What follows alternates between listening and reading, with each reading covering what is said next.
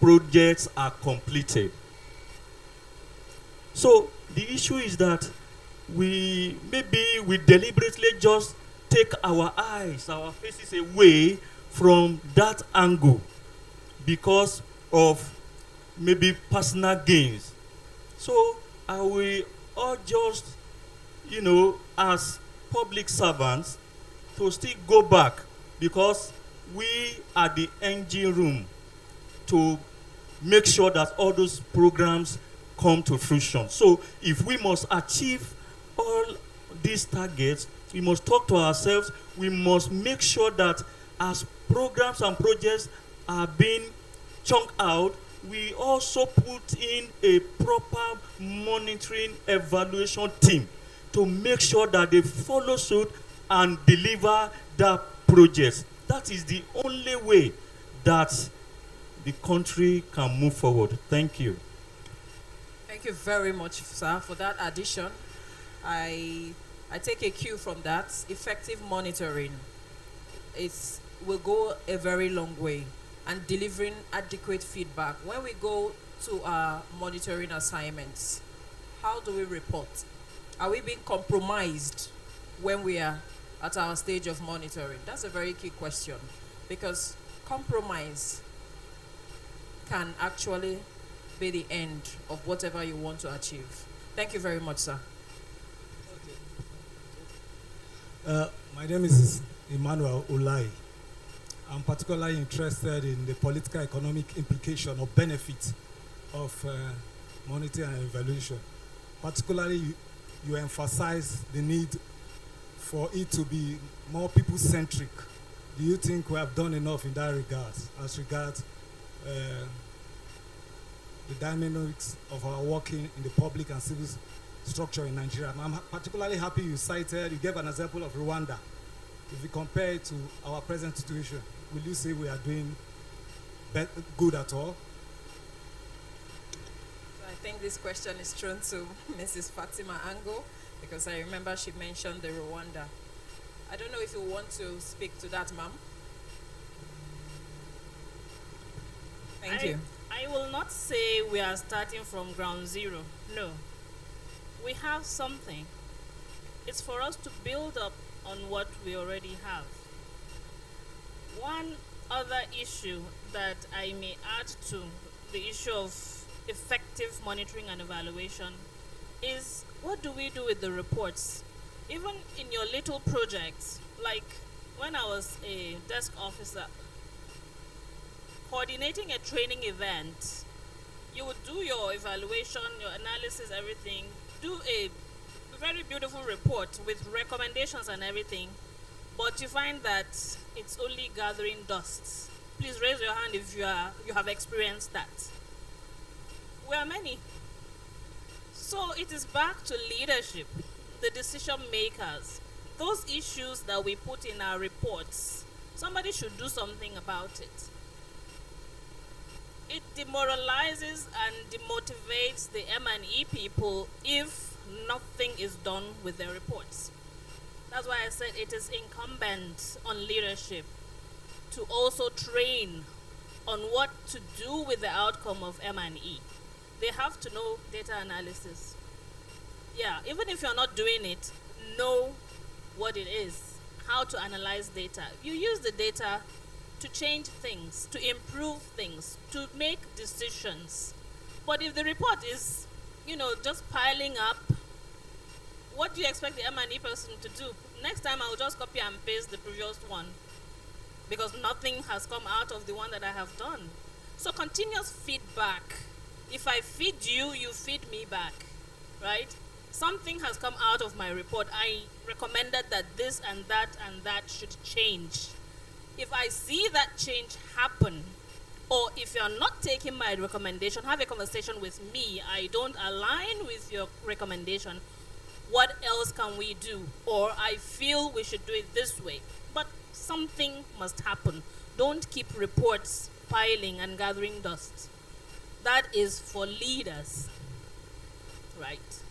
But we are not on ground zero, I assure you. Thank you. Thank you very much, ma'am.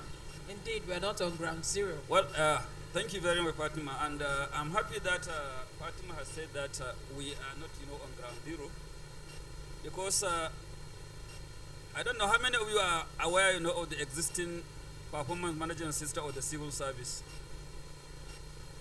You are aware? Okay. I think it will be good for you to know that that performance management system was really, a product of the government initiative, to strengthen, the MIE system, especially for the public servants. Going by history, I told you that formal MIE started in around 2010. The one which Fatima is talking about, the one that is focusing on results. And at that time, all government agencies, were engaged. And a scorecard, was developed for all the ministries. How many of you are aware that ministry have scorecard? Are you aware that ministry have their so that MIE scorecard, was also a product of the MIE system, where, each organization, has established key performance indicators, especially on the outcomes and the outputs. And they were requested, to produce reports, out of that.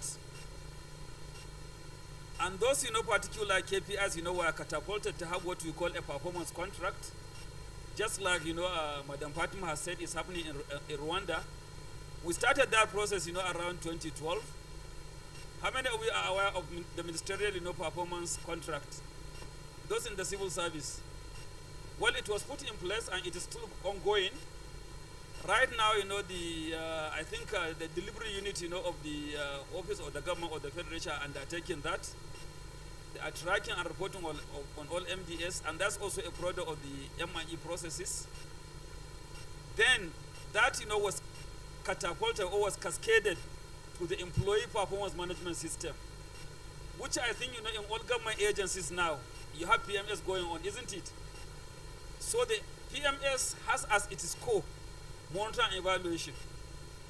But like I said, the operationalization of the MIE system, has been hampered or has been weakened due to the issue of capacity for MIE that has been mentioned.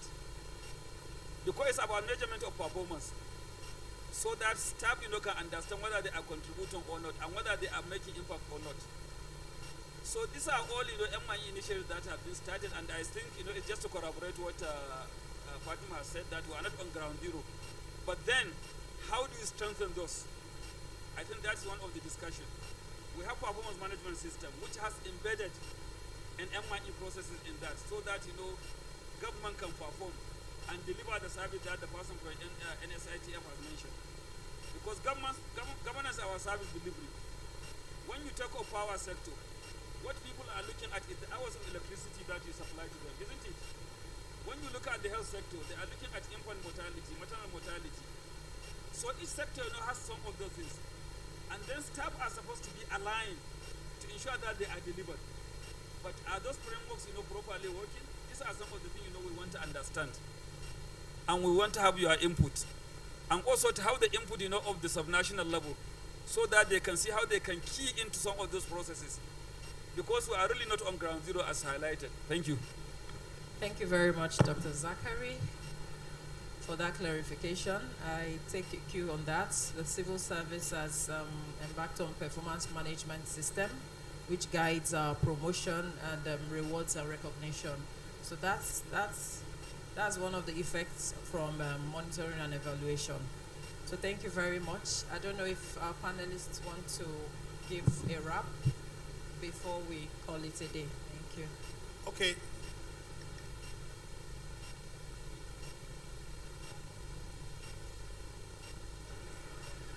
Good morning, ladies and gentlemen.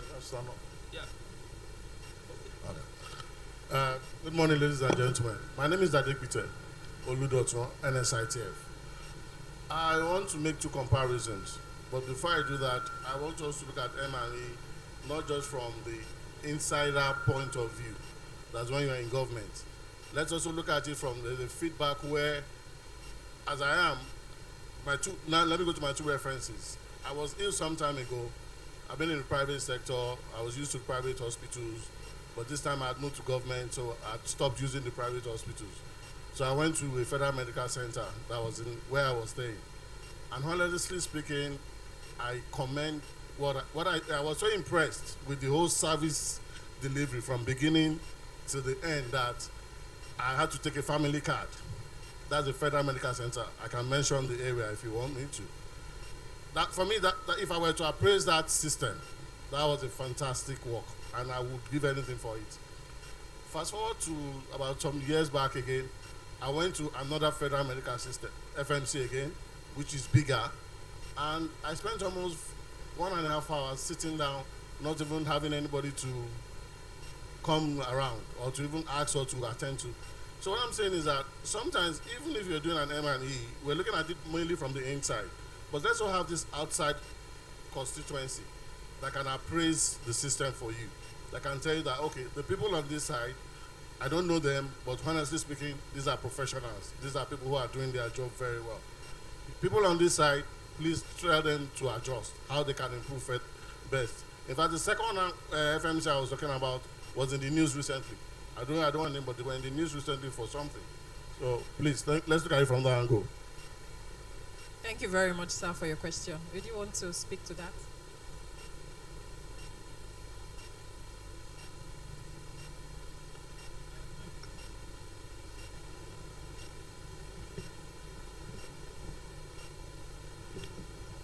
Thank you, sir, for the positive feedback on the FMC that is doing well.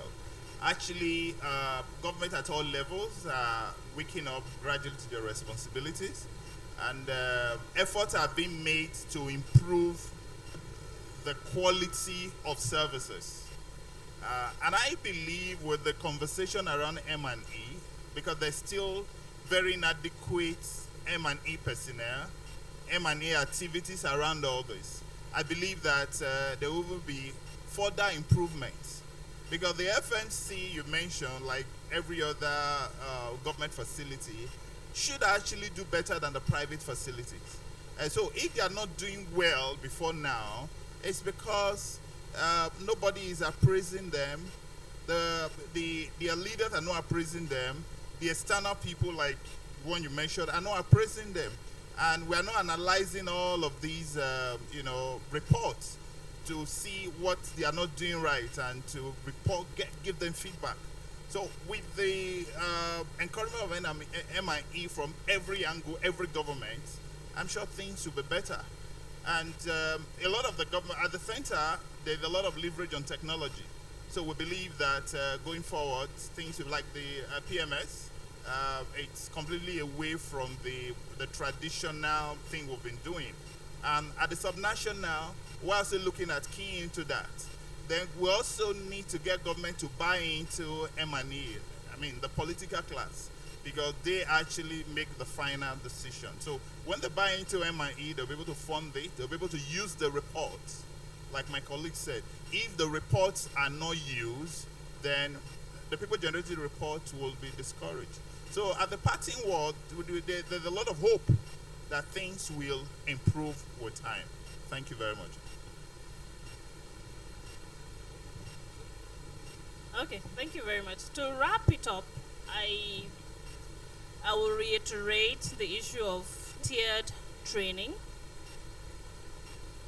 role-specific training, and the provision of tools and infrastructure. Because you are building skills. Training is not just for knowledge. You are building competencies. So there's no point training somebody when they don't have the tool to use to apply what they learned on the job.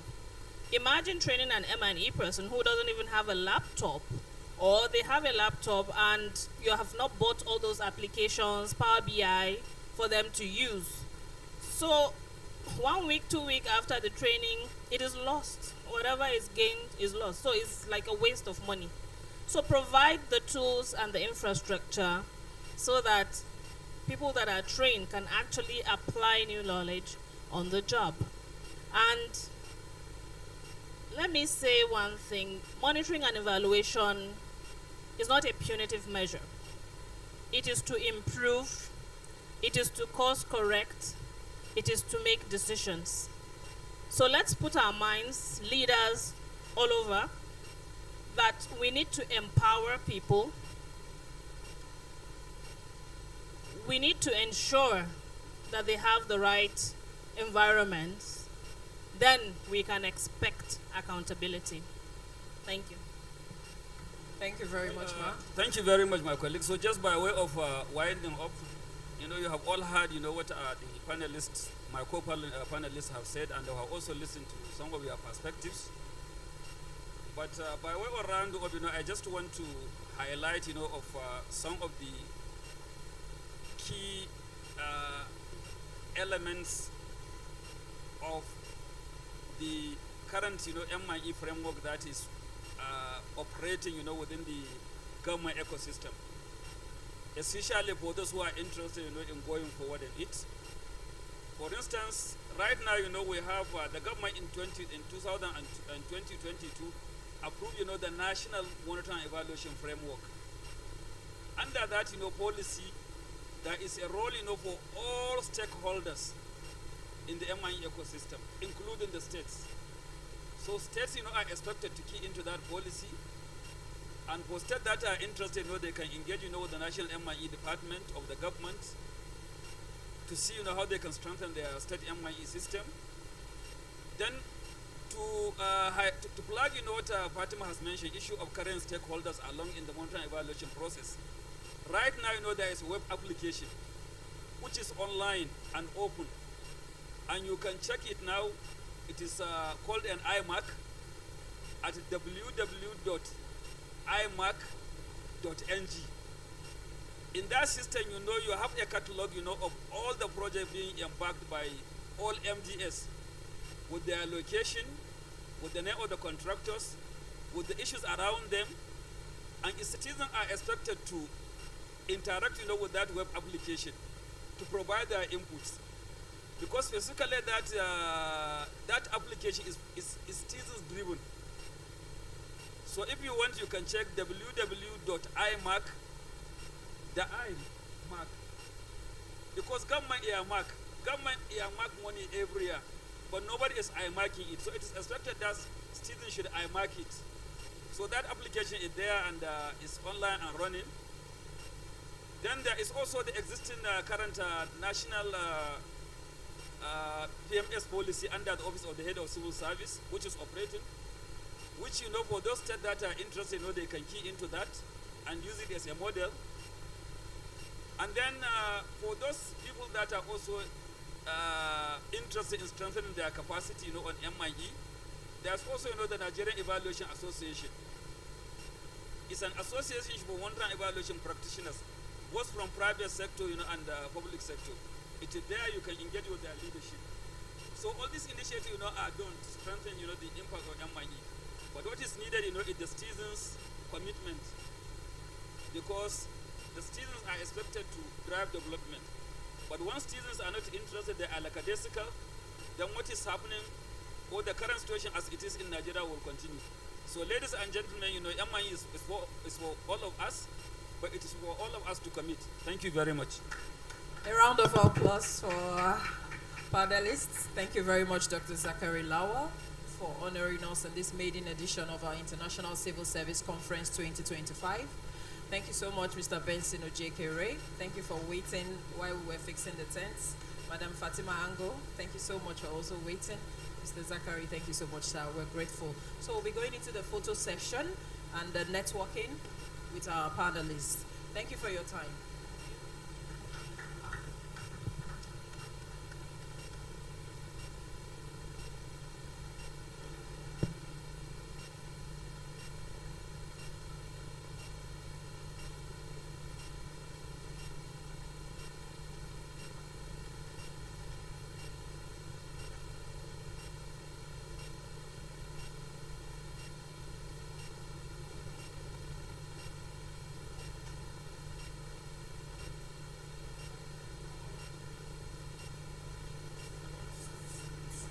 Please, we will appreciate your feedback. You can scan the QR code on the screen. We appreciate the feedback from this session we just had. Thank you.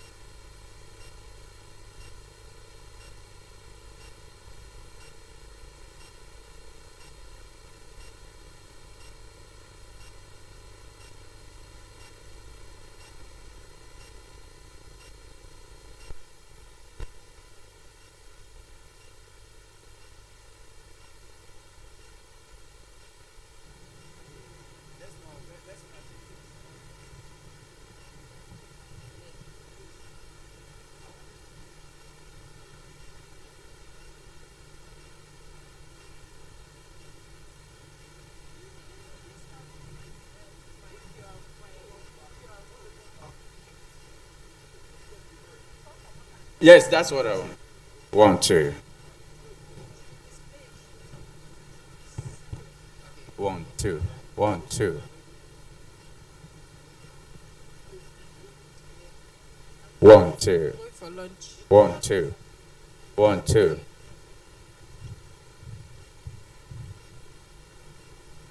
1, 2. 1, 2.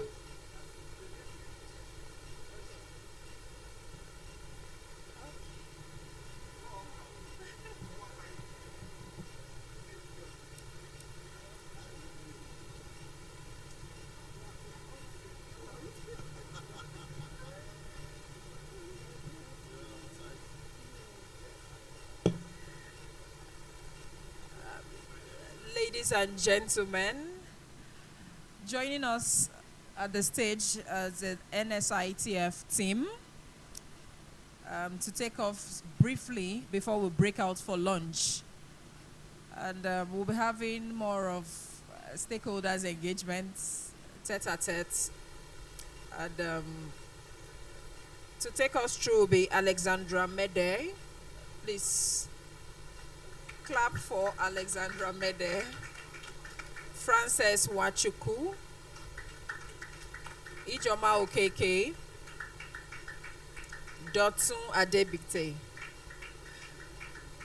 They will be taking us through the topic enhancing trust and resilience in public service through an effective and efficient employees compensation scheme. I know the hall is scanty, but I will be a listener because I want TF. And so, since I'm a civil servant and you're a public servant, I mean, there's so much to learn from you. So welcome, ma'am. Welcome, sir. Take us through. Thank you.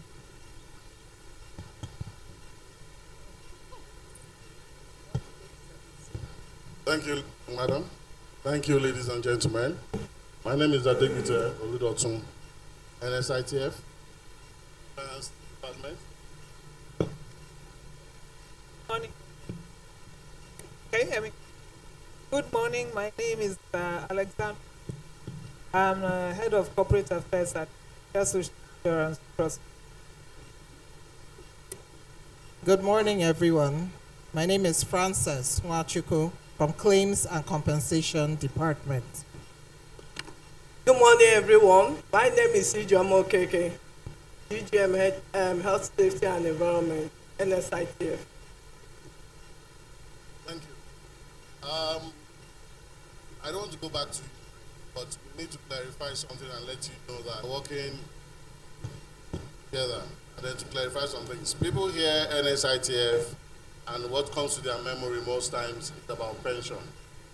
We don't handle pension. It's very important to first of all clear that.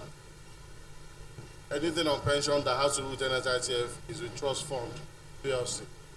Now, what is NSITF doing then? Employee compensation. And how do we explain employee compensation? Workplace injuries, workplace related events. As you can hear from my colleagues, my colleague from Claims will explain to you briefly, my colleague from HSC. But what we're talking about is, all of us here, for instance, we're on official duty now. If something happens on the opposite, let me use that word, it's an accident or something that happens while you're on duty at the cost of work, there's a compensation, there's a process to go through. Government has made provision for that, and that's what we are running now. And it's very important to understand that side of it. But before I go further or deeper into it, why is it necessary we do that? I also have to explain to you that it's a form of productivity increase. It's a form of confidence on the job. It's a form of giving you confidence that everything is well, whether you're on the job or you're outside the job. Because when we go deep into it, we'll explain further to you a lot of things that happens. But what is the means of funding? Employers are the ones who make contributions to us. We're like trustees. Our responsibility is to compensate. So basically, every single Nigerian who is gainfully employed should be covered under this scheme. Now, what are we meant to do? What's our responsibility? I'm talking to the employers now, employers of labor. They are meant to key into the scheme, just as the lead panelist has mentioned, by contributing just 1% minimum of the total emolument of the employees to the scheme.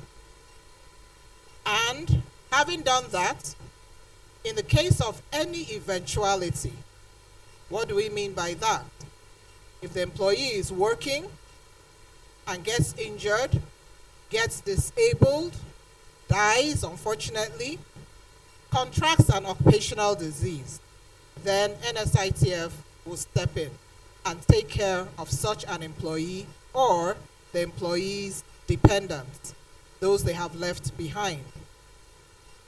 And it's just by the basis of, there's a way we've calculated, but just be assured that what the government has done by initiating this scheme is that even if your breadwinner passes away, unfortunately, in the course of work, those you've left behind, especially your vulnerable, your children, those children will not suffer, too much.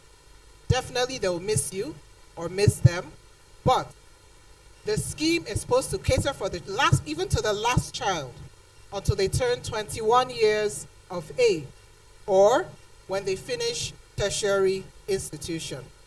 So it's a beautiful scheme. What are we talking about? For example, somebody who has an unfortunate incident, let me say he has a road traffic accident on his way to the office and he dies. Came to NSITF, having satisfied all that they need to. When they bring it to us, what do?